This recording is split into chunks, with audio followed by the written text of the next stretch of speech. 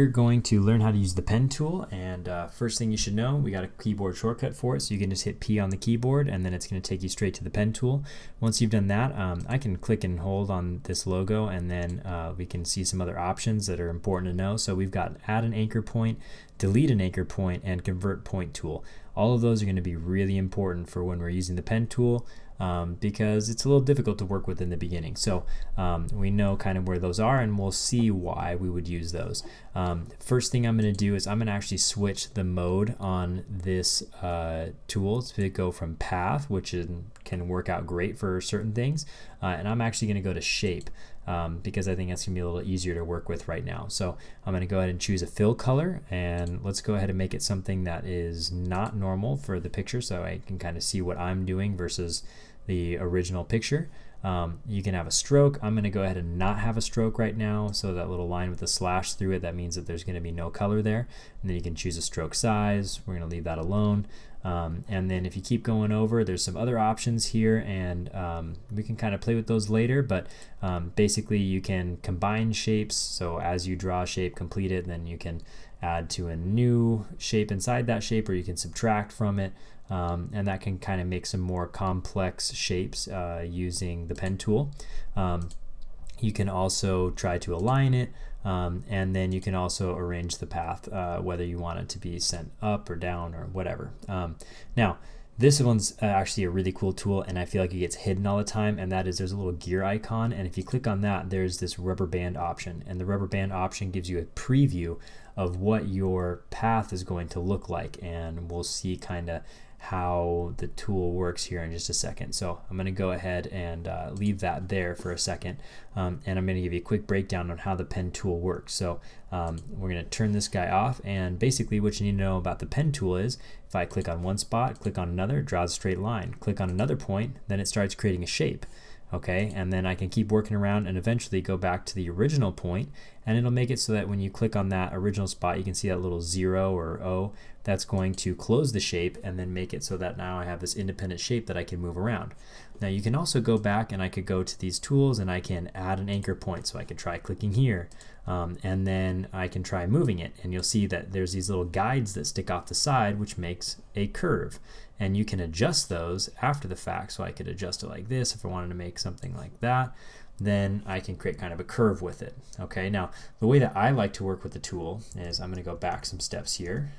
Okay, so we'll go all the way back to the beginning. So when I have the pen tool selected, I'm going to click once, and if I want to make a curve, I'm going to click and hold on that same spot and drag out, and that will then create a curve. So I have this guide that's dragged out. It's not my line, but if I click on the next spot, you'll see that there's a curve. Okay, what's kind of cool is that if you go ahead and do this, then you can turn on rubber band.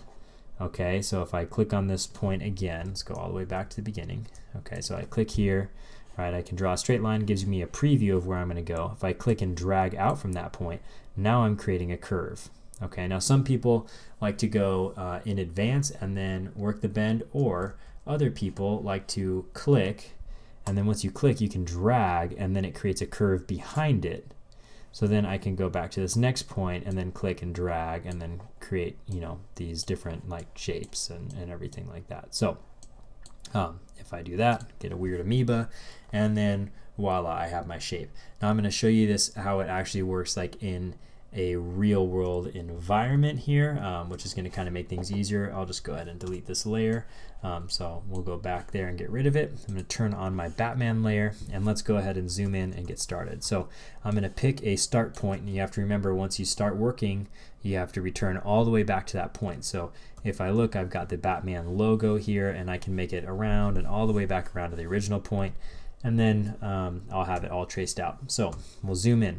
I'm going to click on my first point. Okay, once I have that, I'm going to click and drag out, or I can go to my next point, click, drag backwards, and I'm going to try and match that curve. Okay, now I already have like a point, so I'm just going to try and find the spot that this can work at next. So I could go there. Okay, then I could go to my next point. Let's say I decide like right about here, I'll try and make it work. So I'll bend this backwards like that. And then I can keep going around and try and match our Batman up like that.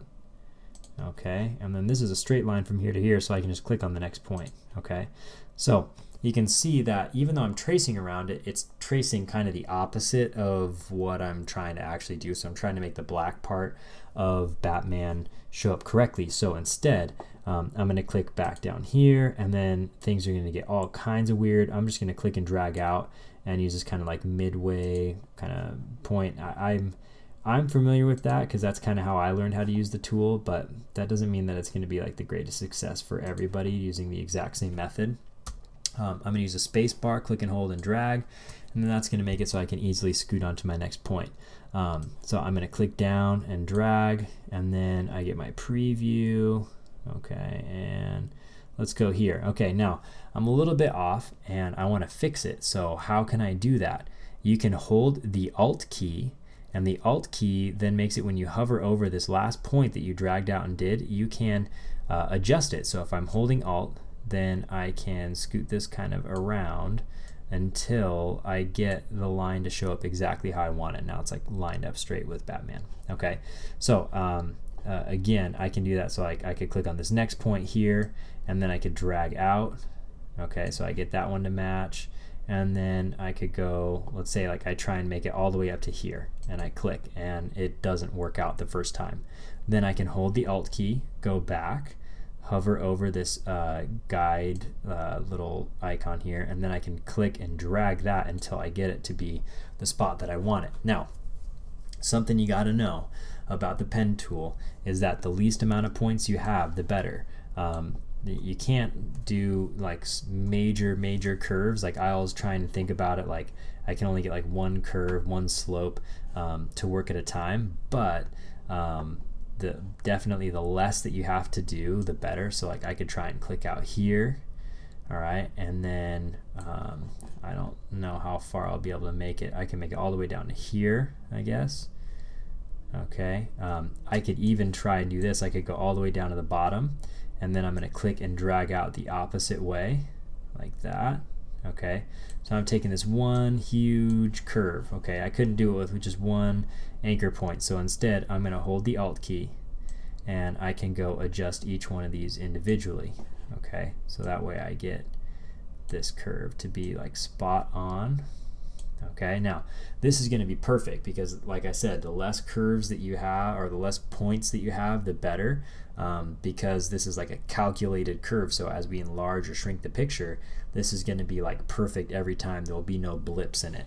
Now, the one annoying thing though is that now I have this like other one that's creating all this havoc out the other side. So I'm going to hold the Alt key, and then I'm going to rearrange it. Now, I right now cannot see what's going on with the Batman logo underneath, so I'm going to change the opacity of this layer, and I can do that really quickly by just hitting like one of the number keys, and that'll take the whole layer's opacity down. So if I hit like a 5, then I'll take the opacity for the entire layer that I'm working on and have selected down to 50% opacity, which makes things easier than having to go over to like this down arrow on the layers palette and switch it over there, and then later on I can just switch it back really easily by hitting like 10, or I can change it to like 8 if that's not good enough, but that's just a quick shortcut. So I can take this point and I can go ahead and try, and I'm going to click out the other way, and let's try and see if we can get this one to work. So I'll go back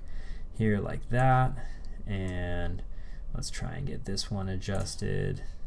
Okay, and sometimes it takes a little work to go back and forth, but now I've got this curve as like just 2 points like that. Okay, I can hold the Alt key, or I can just kind of be lazy with it, and I know that I'm going to turn this next like curve into a single line, just like I did these other ones between these 2 points. So I'm just going to click and drag out here, and then go back later. So I could just do Alt click, and then I'll try and adjust that. Alt click, and I'll drag that one. Okay, keep going. Alright, there we go. So that's pretty good right there. I know that I'm going to do the exact same thing here, so I can click and drag that out. Okay, I can click and drag this out. Now this is just because I know what's going to happen. I wouldn't necessarily suggest doing this right off the bat, but you can try it, no pun intended, but you can try it. So I can also go up here all the way to the top, and then I'll click and finish my shape. Okay, now reason I'm showing you this is because I'm going to go back and we're just going to use the convert point tool. So I can do that by clicking and holding on the pen tool. I can go back to convert point tool, and then I'm going to select this line right here. Okay, let's see what I can do here. Convert point tool, click on a line. Okay, I'm going to click and drag out, and then I'm going to hold the Alt key, and I can draw that out there. Let's see what we got going on here. Okay, I can go each side on this. All right, so I can take that out, re-drag it out. All right, and we'll get this one lined up and do the same thing over here. Okay, same thing over here. I'm going to take this point and we're just going to readjust it so that way I get those 2 points. Take that and this one.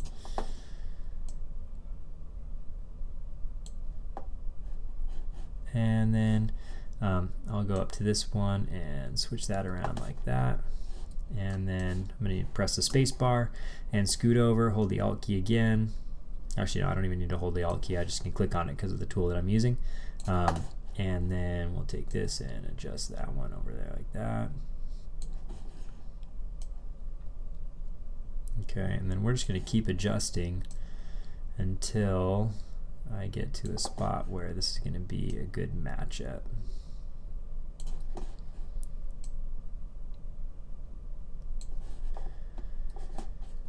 Okay, and I can swing this one back around like that.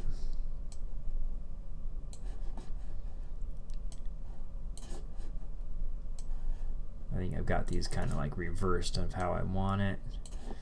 So we'll get this all lined up just like that.